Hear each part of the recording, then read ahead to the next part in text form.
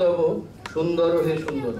কথাটা বলার পেছনে অবশ্যই একটা গুরুত্বপূর্ণ কারণ আছে, সেটা ডক্টর লাহিড়ী জানেন, আমিও জানি, আপনারা অনেকেই জানেন না। আমি এই যে আপনাদের সামনে দাঁড়িয়ে আছি, বিগত 15 বছর ধরে আপনাদের সঙ্গে কাজ করছি। ডক্টর লাহিড়ী আমার ইন্টারভিউ নিয়েছিলেন। তো এই লোভিনু সঙ্গ তব সুন্দর হে সুন্দর, সেই থেকে আমার এটাই থিম। উনি কখনো কিছু বললে, কিছু করলে, কোনো কিছু উপস্থাপনা করলে বিশেষ করে আমি খুব গর্ববোধ করি। তো আমার তরফ থেকে আমার জন্য, ডক্টর লাহিড়ীর জন্য একটা হাততালি। Thank you. এবারে মঞ্চে ডেকে নেব শ্রীমতী জয়া রায়কে। তিনি একটি স্বরচিত কবিতা আবৃত্তি করে শোনাবেন আপনাদের সকলের সামনে।